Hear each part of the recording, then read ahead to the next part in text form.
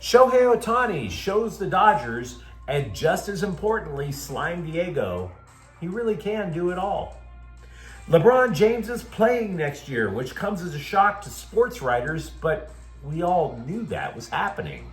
And UCLA football adds 2 more receiving recruits. Good morning. I'm James. And this is your daily dose of sports and snark for the greatest sports city in the world, Los Angeles. This is the Faithful Angelenos Morning Report. It's June 17th, 2025. Welcome back to the Sanctum Sanctorum of LA Sports. It is a glorious morning for one and all. And if you like being in the know about LA, click the like button. Click the subscribe button. There's a notification bell. Hit that. It'll let you know when we drop new content. Sharing is caring. Let people know we exist. And by all means, comment. Now, before we go through the news and notes, a quick look at the scoreboard. Dodgers 6, Slime Diego 3.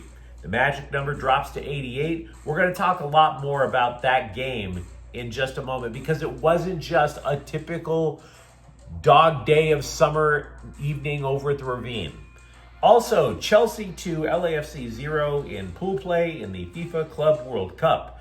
Meanwhile, today, Slime Diego stays in town to take on the Dodgers at 7, and Seattle's at the Sparks at 7 as well. What do you say we get to the news?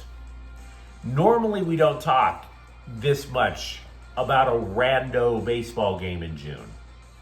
Everything the Dodgers do right now is not geared for the regular season. It's geared for what winds up happening when it's October. The Dodgers are trying, obviously, to win back-to-back titles. They fancy themselves as a dynasty in the making. But if you just so happen to see a 6'4" Japanese guy and he's dancing down the street like he's Fred Astaire, it's Shohei Ohtani. And just like any other 1950s Broadway musical, everything is indeed coming up roses for him. Everything. This is what the Dodgers signed the guy for $700 million for.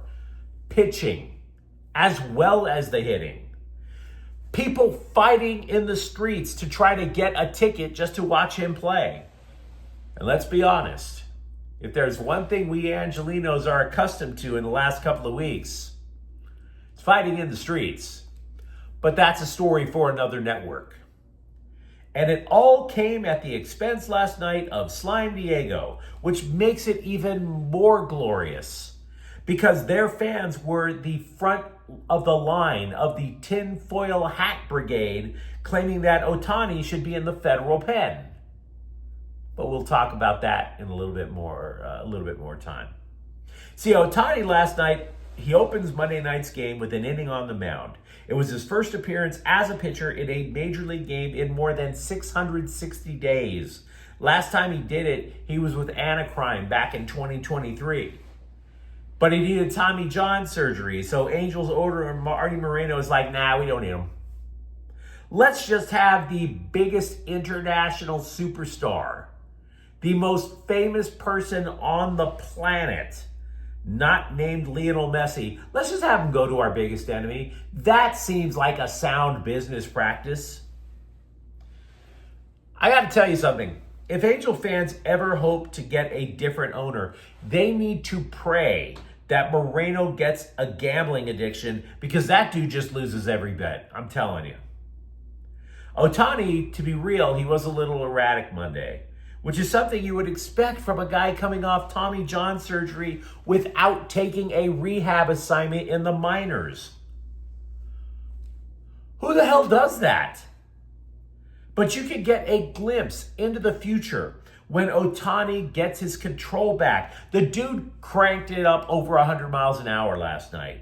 His fastball averaged 99. More than half of his pitches were strikes. Look, it may have only been an inning, but this was literally the last question the Dodgers had about the guy. That was the underlying question after the Tommy John surgery. Because last year he couldn't pitch. So what did he do? Oh, nothing. I think I'm just going to create the 50-50 club. Just for kicks. I'm going to hit more than 50 home runs and steal more than 50 bases. The dude was the Japanese Ice Cube. He effed around and went 50-50. So last night,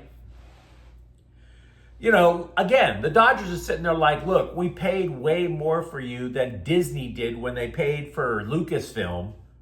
And we have 14 injured pitchers on the mound, so we kind of need you out there. So in other words, this was a big thing. It was a major thing, even though it was in the middle of June. To watch him pitch, ticket prices damn near tripled on the secondary market. Dudes were trying to parlay 2 Dodger ducats into generational wealth. And by the way, that was not just a shot across the bow for Dodger fans to enjoy. That was a shot across the bow that everybody in baseball took note of, particularly the Padres. We know this is true because they were so bleeping mad last night. Their manager got into a peeing match during the game with Andy Pages? See, Pages gets dotted with a pitch. He yells at the pitcher because, after all, it kind of hurts. And Mike Shildt started yelling at Andy Pages. You know why? It's because he knew better than to yell at Shohei Ohtani. I try not to delve deeply into individual Dodger games. Because if I did, this show would no longer be called Faithful Angelenos. It'd be named Faithful Ohtanis. We would talk about nothing else. And by the way, the dude's personal life is in full bloom. Could you possibly have a better day than Monday? Everybody talks about the greatest day in your life being, oh, I got married, greatest day ever. Oh, a kid was born, greatest day ever. This was the greatest day ever. Ohtani's former interpreter turned himself in to begin a 57-month federal prison sentence. Because again, according to the paranoid Slime Diego social media slugs, desperately seeking for things to complain about LA over, Ippy Mizuhara took the fall for Ohtani's gambling addiction, according to the Slime Diegans. Oh, that should have barred him from the game. Here's the thing. The federal government couldn't prove it existed. Because it didn't, you mouth-breathing imbeciles. Go watch your killer whale or something. This is what passes for intelligent sports talk down in Slime Diego. We're so great because we've never won a title, and Shohei Ohtani is the biggest gambling addict since Pete Rose. Sure, everybody buys that, guys. Everybody believes you. Mulder and Scully are waiting for your next theory. Do you really think a rando named Mizuhara wants 57 months in the federal pen, eating moldy food for breakfast, hoping not to get shivved in G-pop, and being sexually assaulted by his cellie night after night? All to cover up a gambling addiction to make Dodger fans happy. Sure. Way to do the Dodgers a solid, Ippy. Make sure you sleep with one eye open. Or maybe, just maybe, Ohtani actually was the victim, which the rest of us in the real world, the ones of us who are tethered to reality, already knew.